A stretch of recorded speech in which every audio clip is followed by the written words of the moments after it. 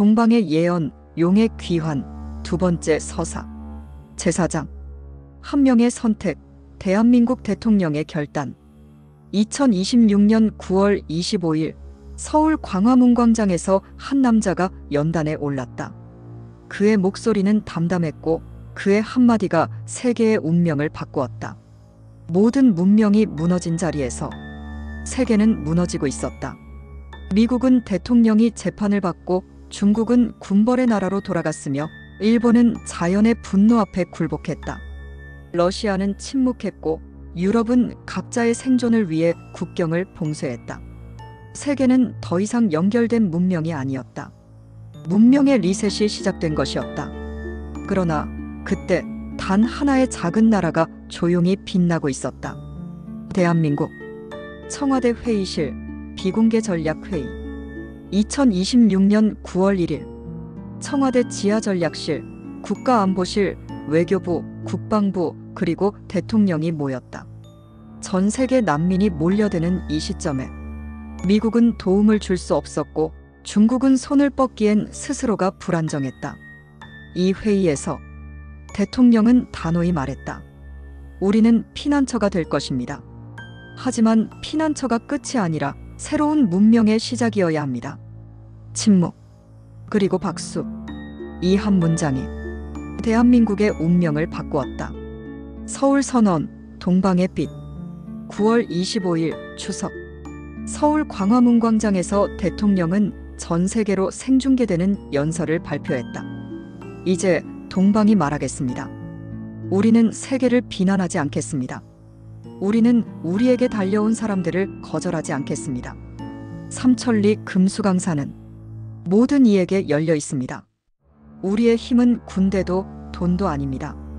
우리는 옛 지혜로 이 위기를 넘어설 것입니다. 그리고 그는 주역의 한 구절을 인용했다. 지천태, 천지교의 만물통약. 하늘과 땅이 서로 소통하니 만물이 다시 통하게 된다. 세계는 놀랐다. 한국의 대통령은 무기가 아닌 철학으로 이 전환기를 마주한 것이다. 예언과 선언, 고구려의 이름으로. 같은 날 대통령은 만주 지역 자치정부에 대해 공식적으로 다음과 같이 선언했다. 그들이 스스로를 신고구려라 부른다면 우리는 그 이름을 부정하지 않겠습니다. 왜냐하면 고구려는 한반도의 역사이자 동북아의 미래이기 때문입니다. 이 발표는 곧바로 세계 외신의 헤드라인을 장식했다. CNN 대한민국 대통령 고구려의 이름을 부르다. BBC 동방의 작은 나라 새로운 문명을 말하다.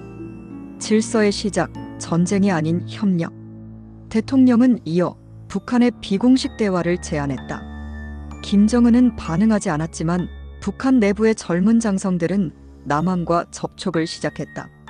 러시아와의 균열 속에서 그들은 우리도 살 길을 찾아야 한다고 말했다. 그 길은 전쟁이 아니라 동방 예언의 회복이었다. 휘날리는 깃발, 동방의 중심으로. 광화문 광장에 고구려 삼조고 문양이 새겨진 깃발이 국기 옆에 세워졌다. 그 깃발은 국기는 아니었지만 정신의 상징이었다. 그날 모든 대한민국의 학교에서 아이들이 이렇게 외쳤다. 우리는 고구려의 후손입니다. 우리는 혼돈을 넘는 자들입니다. 우리는 동방의 리더입니다. 대통령의 일기, 그리고 마지막 문장. 대통령은 그날 밤 비공개 일기에 이렇게 남겼다. 나는 오늘 전쟁을 거부했다. 나는 오늘 예언을 받아들였다. 나는 오늘 문명의 불씨가 되었다. 제5장, 균열의 끝, 러시아와 김정은의 결별. 피해 동맹은 끝났다. 이제 북쪽 하늘은 붉게 물든다. 얼어붙은 동맹, 러시아의 침묵.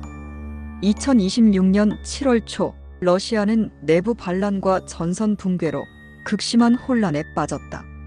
푸틴 몰락 이후 등장한 후계자 모로조프는 국내 통제에 집중하며 해외 동맹에 대한 지원을 전면 중단했다. 북한은 당혹했다. 지난 15년간 무기, 식량, 기술을 러시아에 의존해온 정권은 서서히 숨이 막히기 시작했다. 평양 내부 불안의 진동. 10월 3일 개천절 아침, 평양의 고위 장군들이 모인 비밀회의에서 처음으로 김정은에 대한 공개적인 불만이 나왔다. 우린 이제 버려졌다. 이대로 가면 굶어 죽는다. 그중 한 명, 리선준 대장이 입을 열었다. 동방의 대통령은 전쟁이 아니라 새로운 문명을 말하고 있다. 그와 대화해야 한다. 정적이 흘렀다. 하지만 그 순간 김정은의 고위 경호실장 중 한 명이 조용히 문을 닫고 자리를 떴다. 그날 밤 김정은의 측근 중 3명이 숙청당했다. 쿠데타의 씨앗. 10월 9일 함경북도 회령의 17사단. 젊은 장성들이 모여 비밀리에 선언문을 작성했다. 김정은은 더 이상 우리를 대표하지 않는다. 우리는 고립이 아닌 생존을 택한다. 우리는 조선의 미래를 위해 동방과 손을 잡는다. 이 선언문은 곧바로 암호화된 라디오 채널을 통해 남쪽에 전달되었다. 청와대는 놀랐지만 침묵을 유지했다. 김정은 추락의 서막. 11월 7일 김정은의 전용 열차가 백두산 기슭에서 탈선했다. 사고였는지 공격이었는지는 알려지지 않았다. 공식 보도는 건강 이상설로 일관됐지만 정보당국은 이미 파악하고 있었다. 김정은은 더 이상 평양에 없다. 그 자리를 대신한 이는 국방위원회 소속의 젊은 전략가 한지혁 장군. 그는 동방의 문 채널에 자신의 목소리를 처음으로 전송했다. 우린 싸우러 오는 게 아니다. 우린 돌아가는 것이다. 고구려의 정신으로. 북에서 울리는 북소리. 12월 초부터 북한 전역에서 이상한 현상이 포착됐다. 고대 고구려식 갑옷과 깃발이 군부대에서 퍼지기 시작한 것이다. 붉은 별 대신 삼조고와 비파형 동검 문양이 등장했고 병사들은 조선이 아닌 고려 군단이라 자처했다. 정권이 바뀌지 않았지만 정신이 바뀌었다. 그들은 김정은의 명령보다 예언의 소리를 따르고 있었다. 남쪽의 응답. 이런 북쪽의 변화에 대해 대한민국 대통령은 짧게 답했다. 그들이 문을 열었다면 우리는 길을 비추겠다. 12월 22일 꽁꽁 얼어붙은 깊은 땅 속에서 한 줄기 양기가 태동한다는 동지. 비무장지대 남북 공동구역에서 비밀 접촉이 이루어졌다. 서로 적이었던 두 장군이 손을 맞잡았다. 균열 이후 새로운 중심. 2027년 1월 1일 새해 첫날 북한의 조선중앙TV는 김정은의 모습을 방송하지 않았다. 대신 새로운 북부자치령 체제에 대한 준비위원회 구성이 발표됐다. 한지혁 장군은 마지막 멘트에서 이렇게 말했다. 이제 우리는 더 이상 동맹을 따르지 않는다. 우리는 조상들을 따른다. 고구려는 깨어났다. 제6장 영토의 부활, 만주로 향하는 깃발. 강은 기억하고 산은 되살아나며 땅은 다시 그 주인을 기다린다. 무너진 중화, 열려버린 만주. 2026년 8월 중국은 완전히 붕괴되었다. 북경은 군벌에 장악당하고 상하이는 독립경제권을 선포했다. 중원은 대기근과 밀란으로 불타오르고 동북 삼성, 요령, 길림, 흑룡강은 권력의 진공지대가 되었다. 그곳에 깃발 하나가 나타났다. 삼조고, 고구려의 깃발이었다. 압록강을 건너는 자들. 8월 11일 북한 신평군 고구려 후예들이 모였다. 한지혁 장군은 남북에서 모인 비공식 연합군을 이끌고 평화적 진입이라는 이름 아래 압록강을 건넜다. 그들은 총을 들지 않았고 문양이 새겨진 고구려 갑옷을 입었으며 고주몽의 이름을 노래했다. 요령성의 수많은 조선족, 심지어 한족 주민들조차 그들을 막지 않았다. 중국이 우리를 버렸다면 새로운 질서가 필요하다. 옛수도 환도성 재건 계획.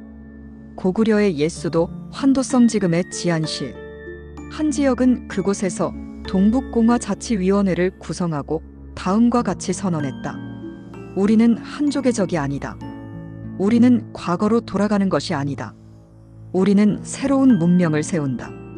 이 선언문은 한국 대통령의 비밀 메시지와 연결되었다. 강역은 지도에만 있지 않다. 강역은 정신에 있다. 그 정신이 지금 동방에 피어난다. 붉은 군벌과의 대치. 1월 20일 중국 군벌 중 하나인 적화도 세력이 길림성 남부에서 북상하기 시작했다. 그들은 자칭 중화통일 세력, 모든 소수민족 자치를 말살하겠다고 선언했다. 하지만 고구려 연합군은 전통 방식의 전투가 아닌 심리전, 문화전, 그리고 기억의 전쟁으로 대응했다. 우리는 이 땅의 옛 노래를 부른다. 우리는 이 산의 진짜 이름을 안다. 그리고 우리는 돌아왔다. 적화도 군벌은 싸움도 시작하기 전에 내부 분열로 붕괴되었다. 그 중심에는 조선족 청년들과 고대사 연구자들이 결합한 심리전 팀이 있었다. 깃발 아래 모이는 자들. 1월 말 만주의 여러 마을과 도시에서 삼조고 문양의 깃발이 자발적으로 개양되기 시작했다. 길림성 장춘, 요령성 심양, 흑룡강성 목단강. 이제 고구려는 역사 속의 단어가 아니라 현실의 정치적 상징이 되었다. 서울 환도 공동선언. 2월 4일 입춘. 서울과 환도성 지향 간이 양측 자치 선언문이 발표된다. 대한민국은 만주의 자치적 요구를 지지하며 동북아의 평화와 자결을 위한 새로운 체제를 협의할 것이다. 명칭은 고구려일 수 있고 아닐 수도 있다. 그러나 정신은 고구려이다. 이 선언에 대해 일본은 강력 반발했고 미국은 공식 반응을 내지 않았다. 러시아는 관심 없다는 입장을 표명했지만 극동 러시아 지역에선 흔들림이 시작됐다. 세계는 묻기 시작했다. CNN 고구려의 부활인가? 새로운 제국의 시작인가? NHK 만주가 깨어났다. 동북아 질서의 붕괴. 엘저지러 동방의 문명. 서구의 위기인가 대안인가? 민족의 노래 다시 불리다. 3월 1일 지안시 광장에서 수천 명이 모여 노래를 불렀다. 압록강은 흐르고 태백산은 말한다. 잊힌 이름 고구려. 지금 여기 깨어나리라. 제7장 동방의 리더 마지막 예언의 실현. 문명은 북쪽에서 일어나고 동쪽에서 빛난다. 천문비서 고대 신라 금성문에서 전 세계가 주목한 서울 회담. 2027년 4월 6일 서울 청와대 옛터에 세워진 동방협의회 전당에서 전례 없는 국제회담이 열렸다. 참석국은 전통 강대국이 아니었다. 대한민국, 북부자치령국 북한, 고구려 자치정부 만주, 카자흐스탄 민족평의회, 몽골 통합의회 대표단, 극동 러시아 임시정부 연락관, 그들은 모두 하나의 키워드를 공유하고 있었다. 신동방. 고대적, 미래적, 자주적인 동아시아 연합. 예언서의 마지막 페이지. 한지혁 장군은 청와대 지하의 비밀 아카이브에서 고구려 시대 천문 예언서의 마지막 장을 공개한다. 7 깃발이 모이면 삼조고는 하늘을 가르리라. 검은 별이 지고 푸른 태양이 뜨리라. 이 땅 다시 흰산이 지배하리니. 그 의미는 명확했다. 지금이 바로 그 7 깃발이 모인 순간. 남한, 북한 자치령, 고구려 자치정부, 만주의 조선족, 고려 유민의 후예들연해조, 중앙아시아, 몽골계 연합, 신극동 러시아계 자치연합. 그 순간 대한민국 대통령이 천천히 일어선다. 대통령의 결단, 문명의 방향을 틀다. 그는 침묵 속에 하나의 문장을 읽는다. 우리는 다시 제국이 되지 않겠습니다. 우리는 문명이 됩니다. 모든 참관인은 숨을 멈췄다. 그는 선언했다. 오늘 이 자리에서 우리는 무력으로 영토를 확장하지 않으며 국경을 지우는 동방문화회맹을 창립합니다. 국적은 그대로, 문화는 하나로. 자원은 공유하고 국방은 자율화돼 침략은 금합니다. 그리고 선언문 마지막 문장은 세계 언론을 통틀어 가장 많이 인용되었다. 우리는 미래를 선도하는 것이 아니라 기억을 복원하는 것이다. 글로벌 반응. UN 동아시아 문명의 새로운 비전이 세계의 평화를 재정의했다. 이유 신동방문화 회맹은 새로운 이유로 기능할 수 있다. 중국 남부 군벌연합 침묵. 일본 주권 침해이며 역사의 왜곡 그러나 내부에서도 반박 이어짐. 미국 우리는 동방의 선택을 존중한다. 국제청년연합회 유스 인터내셔널 전쟁 없는 국경 언어를 넘어선 문화. 드디어 대한민국이 세계를 가르친다. 고구려의 영토 기억의 땅이 되다. 5월 13일 지안시 환도성. 그곳에 세워진 새로운 명칭의 광장. 고구려 기억의 도시. 그곳엔 박물관, 기록관 그리고 남북한의 청년들로 구성된 역사대가 운영을 맡는다. 그들은 전쟁을 하지 않았고 복수를 하지 않았다. 그들은 기억을 복원했다. 마지막 장면 천문대의 소년. 청도. 천문대에서 일하던 한 소년이 밤하늘의 별자리를 그리다가 이상한 형상을 발견한다. 그 별은 삼각형 구조의 고리 모양. 소년은 고대 예언서의 표지를 꺼내 확인한다. 그 문장. 동방의 지도자는 별에 의해 선택될 것이다. 삼조고는 다시 하늘로 날고 검은 시대는 기억 속으로 묻힌다. 소년의 눈빛이 반짝인다. 다음은 나인가? 이야기는 끝났지만 기억은 이제 시작되었다. 당신의 지도에 고구려는 어디에 있는가?